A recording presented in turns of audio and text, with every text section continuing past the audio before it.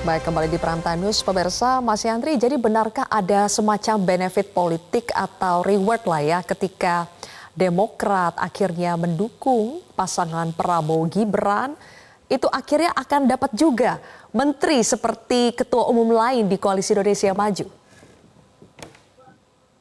Ya, makasih Mbak Sylvia. Jadi persoalan reshuffle atau nggak reshuffle itu kan memang hak prerogatif presiden. Dan kita sadar betul di PAN itu kita hormati bila mana misalkan di akhir setahun terakhir Pak Jokowi memerintah untuk memaksimalkan kinerjanya itu beliau merombak kabinet. Itu kita hargai dan tadi kita dengar Pak Jokowi sudah memberi sinyal bahwa akan ada reshuffle. Nah, siapa yang duduk di kabinet, ya tentu sekali lagi itu hak prerogatif presiden. Tapi bila mana Mas AHY duduk, ya kita ucapkan selamat dan PAN tidak keberatan. Saya kira layak kalau Mas AHY menjadi menteri, beliau seorang ketua umum Demokrat dan sekarang bergabung di Koalisi Indonesia Maju. Jadi bila mana nanti pada akhirnya Mas AHY memang benar-benar ditunjuk oleh Pak Jokowi sebagai menteri, sekali lagi PAN tidak keberatan dan itu menjadi wewenang atau hak prerogatif presiden. Presiden lebih tahu mana sumber daya manusia atau kader bangsa yang layak untuk menempati jabatan menteri yang saya katakan tadi. Pak Jokowi punya kepentingan untuk memaksimalkan di akhir masa jabatannya periode kedua di 1 tahun terakhir ini, dan memang sekarang pos Menteri Pertanian kosong. Saya tahu juga Mas AHY ini kan doktornya dokter IPB. Jadi kalaupun nanti ditempatkan di pos Menteri Pertanian tidak masalah. Tapi PAN tidak akan campur itu, Mbak Sylvia, terserah Pak Presiden, ya kan? Apakah benar-benar Mas AHY masuk sebagai kabinet atau tidak, atau di pos mana nanti dimasukkan? Saya kira itu bagi Partai Nasional serahkan penuh kepada Pak Jokowi. Pak Jokowi lebih paham apa yang dibutuhkan untuk memaksimalkan kinerja di 1 tahun terakhir ini. Gitu Mbak Sylvia. Oke, sebelum kita masuk ke soal rencana pendaftaran besok ya, Mas Yandri, nanti saya kembali lagi ke Anda. Sekali lagi Mbak Diska, soal apakah ini adalah bargaining politik setelah Demokrat yang selama ini menjadi partai oposisi, kemudian sekarang mendukung duet Prabowo Gibran, akhirnya ini merupakan bargaining politik, Mas AHY akan diganjar posisi menteri karena dukungannya itu? Pertama tentu yang saya harus sampaikan adalah sampai saat ini tidak ada komunikasi ataupun tidak ada informasi yang akurat mengenai apakah ini akan menjadi ada tawaran kursi menteri terhadap Partai Demokrat. Karena selama ini sesuai dengan apa yang kami sampaikan dan apa yang kami dapatkan dari Ketum AHY, apa yang komunikasi yang dilakukan kemarin tidak ada dan tidak ada komunikasi terkait hal tersebut. Itu yang pertama. Lalu yang kedua tentu kalau kita melihat bahwa ini adalah sebagai bargaining politik rasanya agak aneh karena tentu kalau kita lihat juga di partai di kabinet saat ini juga masih ada Nasdem yang kemudian saat ini justru berada di koalisi perubahan. Jadi tentu saya rasa ini bukan sesuatu yang kemudian ketika Mas AHY mendukung koalisi Prabowo Gibran lalu kemudian ini masuk pada kabinet ada satu seolah-olah seperti transaksional karena tentu ini adalah dua hal yang berbeda. Itu yang kedua. Dan kami tahu bahwa selama ini kami di Koalisi Indonesia Maju ini meskipun kami datang terakhir tapi kami selalu mendapatkan kesetaraan. Kami mengapresiasi bagaimana Pak Prabowo selalu memberikan hubungan yang diskusi, hubungan yang luar biasa baik bersama kami dan juga disamakan begitu hak dan kewajibannya dengan partai politik dan partai koalisi yang lain begitu. Sehingga tentu ini saya rasa bukan bargaining politik karena tentu pertama tidak pernah ada hingga saat ini kita belum mendengar ada suatu kontak atau informasi yang akurat terkait tawaran ini dan tentu yang kami dapatkan sampai saat ini belum ada hal tersebut dan apabila tentu kemudian ada tawaran itu tentu itu adalah hak prerogatif presiden. Kita tidak bisa memilih apa yang menjadi yang terbaik menurut presiden. Itu yang kedua. Baik, dan yang ketiga kita lihat bahwa selama ini di kabinet kita juga saat ini kita melihat di kabinet yang saat ini Pak Jokowi juga masih ada Partai Nasdem di sana yang saat ini juga juga sekarang berada di koalisi perubahan. Jadi kami Ya, lihat bahwa baik. koalisi yang ada saat ini sampai 2024 itu adalah hal yang berbeda itu. Oke, sekarang saya akan berbicara soal pendaftaran besok ya. Kembali ke Mas Yandri. Mas Yandri, sepertinya sudah final sekali karena besok sudah akan mendaftarkan diri ya Pak Prabowo dengan Mas Gibran.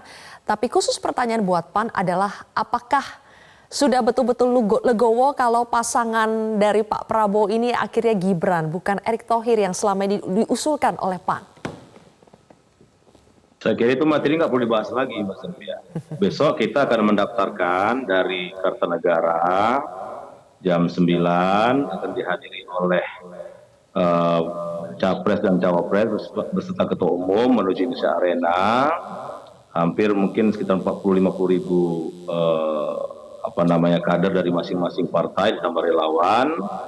Kemudian direncanakan jam 10 ke Taman Suropati akan ada kirap budayaan, dan masa yang ada di Indonesia Arena diharapkan tidak mengganggu ketertiban lalu lintas sehingga tidak diperbolehkan atau tidak diizinkan untuk mengiringi arah-arahan Pak Prabowo dan Mas Gibran untuk ke KPU. Jadi semua persiapan insya Allah sudah beres, dan saya selalu ikut rapat persiapan di Koalisi Indonesia Maju.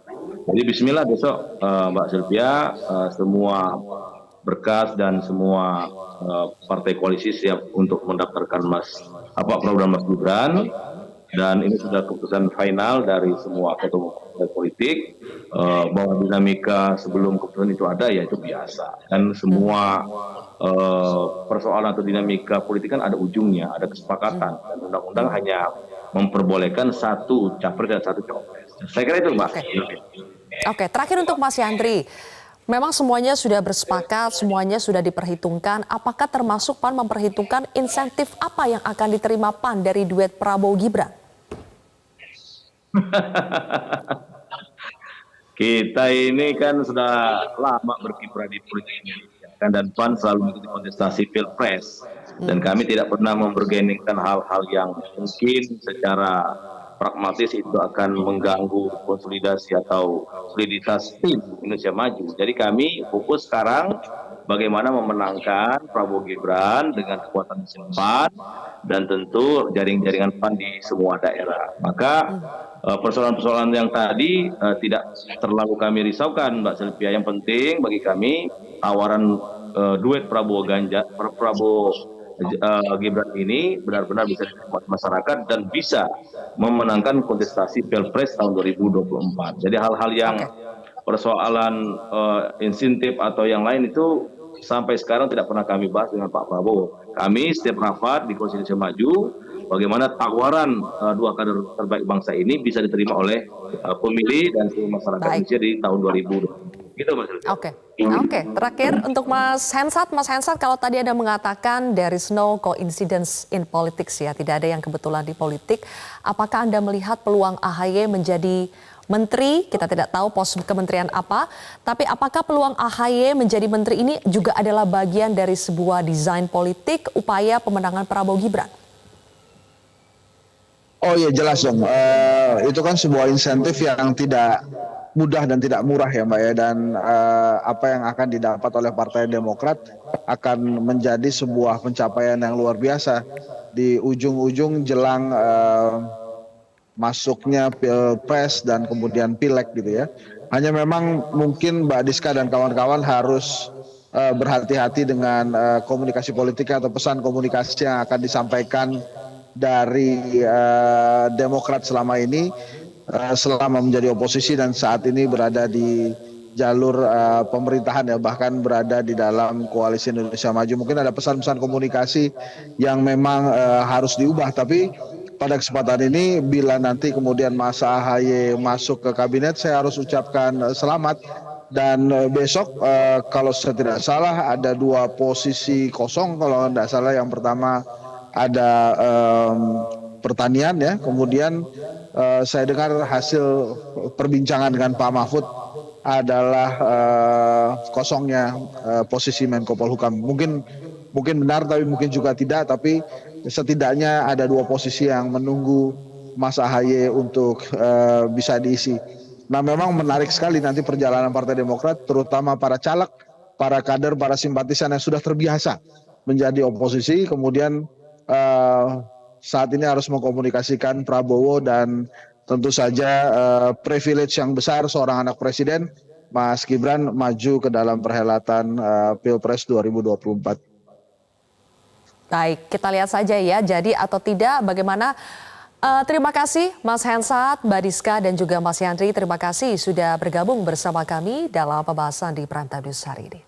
Jelajahi cara baru mendapatkan informasi. Download Metro TV Extend sekarang.